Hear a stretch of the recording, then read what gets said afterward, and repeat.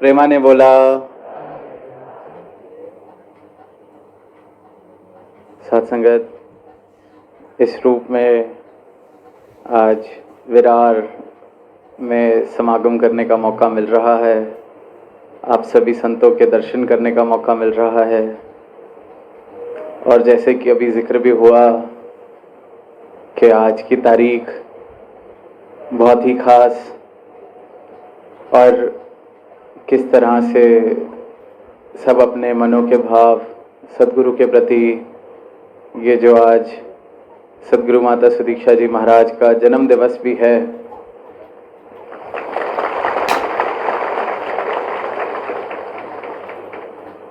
और सदगुरु ने इस तिथि को भी किस प्रकार आप सब संतों के बीच ही और इस सच्चाई के पैगाम को देने के लिए ही कि कहीं ऐसा ना हो कि ये दिन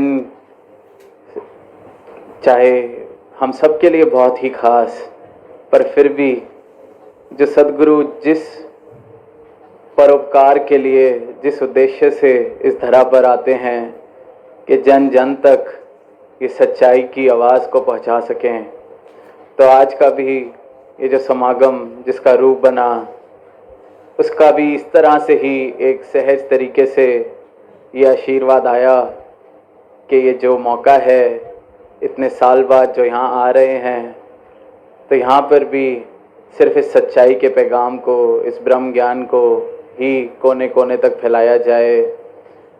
तो इसलिए क्योंकि सारी साध संगत के भाव भी होंगे, जहाँ समता जी ने भी मुबारकबाद दी, तो दास सारी ही संगत की तरफ से सदगुरु माता जी को विश करता है। सदगुरु महाराज जी हैप्पी बर्थडे। और सब अक्सर ये पूछते हैं कि सदगुरु को क्या पसंद है, अगर हमें कोई गिफ्ट देना है तो हम क्या गिफ्ट दे सकते हैं। तो दास आज सबके चरणों में ये अरदास करना चाहेगा कि हम शुरुआत करें किसी भी एक ऐसी शिक्षा से जो सदगुरु माता जी अनेकों बार, हर बार हमें देते हैं अपने प्रवचनों के द्वारा, अपने जीवन के द्वारा। किसी भी एक ऐसे अपने जीवन के पहलू को हर साल अगर हम सदगुरु के बर्थडे पर के इस साल से अगले साल तक मैंने अपने अंदर ये सुधार किया, और फिर अगले साल जब गिफ्ट देने का मौका आएगा तो फिर मैं एक और ऐसे जीवन में अपनी बात ढूंढूं कि मुझे अब इसका सुधार करना है। तो दास को लगता है कि जिस प्रकार से ये चाह रहे हैं कि एक एक संत का, एक एक मानव का जीवन हो, तो वैसा जीवन बनाने के लिए जो जो भी प्रयास मुझे करने हैं, मैं अगर हर साल ऐसे छोटे छोटे कदम उस राह पर बढ़ाता जाऊं, तो इससे सुंदर गिफ्ट जो दास को लगता है हम अपने सदगुरु को नहीं दे सकते। तो ऐसा प्रयास हर एक संत ने करना है कि जहाँ ये खुशी तो हम प्रकट कर रहे हैं, हृदय के भाव भी प्रकट कर रहे हैं, पर साथ साथ अगर सदगुरु को हम सदगुरु की तरह जीवन में स्थान देते हैं, तो फिर सदगुरु का एक एक वचन, उससे ऊपर गुरसिक के लिए कुछ नहीं। सदगुरु का एक एक आदेश, उपदेश, इशारा, उससे ऊपर गुरसिक के लिए कुछ नहीं। और जैसे कि आज स्टेज के बैकड्रॉप पे भी हरदेव वाणी से जो पंक्तियाँ लिखी हैं कि कहे हरदेव झूठ से बचकर सत्य सदा अपनाना है, तो ये किस झूठ की बात की जा रही है? क्या जो हम अपनी बोली भाषा में कभी कभी झूठ बोल जाते हैं, उस झूठ की कि किसी को अगर लगता है हमने कुछ गलत किया है तो सामने वाले को ना पता चले तो झूठ बोल के निकल गए, क्या उस झूठ की बात की जा रही है? या फिर एक ऐसे झूठ की जिसको इंसान सच मान के बैठा हुआ है, सच मानकर ही अपना जीवन जीता जा रहा है, व्यतीत करता जा रहा है।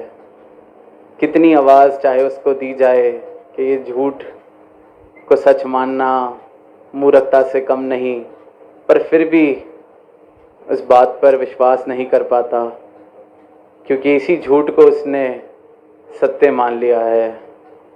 और मज़े की बात यह है कि वो इस झूठ को सत्य मानने वाला अकेला नहीं, बहुत बड़ी तादाद में बहुत बड़ी तादाद में इंसानियत आज झूठ को ही सच मान के बैठी हुई है।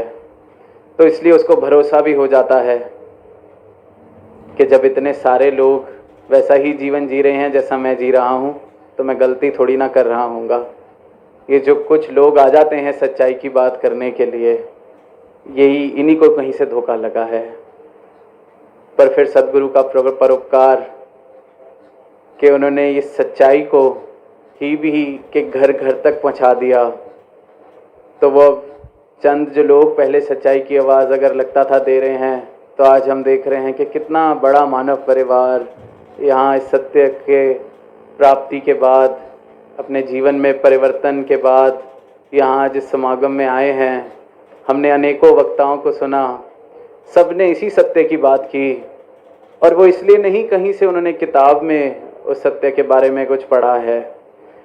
वो सत्य साक्षात जीवन में आया है। उस सत्य को पाने के बाद उनके जीवन से झूठ का नाता टूटा है। इसलिए आज इस खुले मैदान से वो इस सत्य को पाने की, इस सत्य की प्राप्ति की डंके की चोट पर सारे मानव परिवार को आवाज़ दे रहे हैं। कल भी जब अपने भाव रखने का मौका मिला तो यही बात ख्याल में आई थी कि किस तरह झूठ के साथ रिश्ता इतना पक्का, इतना गहरा हो जाता है कि हम मान ही नहीं पाते कि ये झूठ है।